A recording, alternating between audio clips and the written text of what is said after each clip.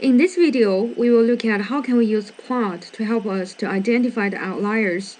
The plot we will use to identify the outlier is called standardized residual plot against the predicted y-value. So the standardized residual are frequently used in residual plot for purpose of the first, identifying outliers. So if we find that the residual is larger than positive 2 or smaller than the negative 2, then we will identify that point as our outliers. And also, this plot will provide insight about the assumption that the error term has a normal distribution. So we will use the Excel to help us to create this standardized residual plot against predict the y-value. So before I move to the Excel file, let's see what should we expect on our standardized residual plot. So this is one example for the standard residual against the predicted y-value example. So after we create this plot, so you can have create a two horizontal line. One is 2, another is a negative 2. So based on this example, we can find that we only have one observation, residual, is outside of this range, positive 2 to negative 2. So we will identify this point as our outliers. So now let's using the GPA H and class standing as example to illustrate how can we create this plot. So first, choose any blank area and go to Insert and find the scatter plot using the first one, the basic scatter plot. So once you choose the basic scatter plot, you will see this chart area. So you need to start to select the data. So which data we should use?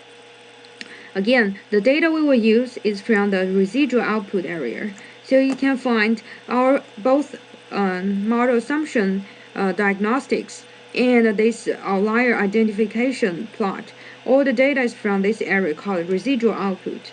So now the variable we will use is first the predicted y-value. So this is a second column. And the last column, standard residuals. So the predicted y-value will be our horizontal axis, and the standard residual will be our vertical axis. So now, choosing the chart area, click Design, select the data, and we will go to the old procedure again, Add, choose the x value. So the x value means what you want to put in your horizontal axis. So that is our predicted y value. So starting from the first number to the end. So don't select the labels, and click this little icon.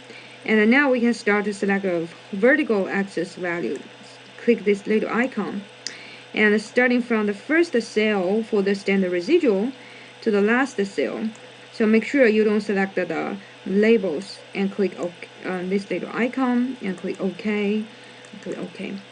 So now, just based on our observation, we don't have the 2 and the negative 2 value because showing up on the vertical axis, because all these observations, all the residuals are within that range. So none of them are outliers.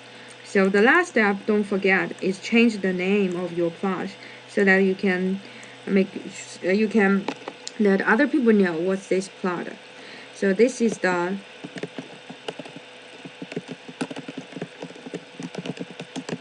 residual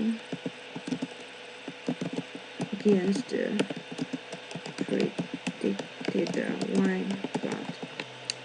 So that is for how to create the standard residual against the predict y value plot, and how we can use this plot to identify the outliers.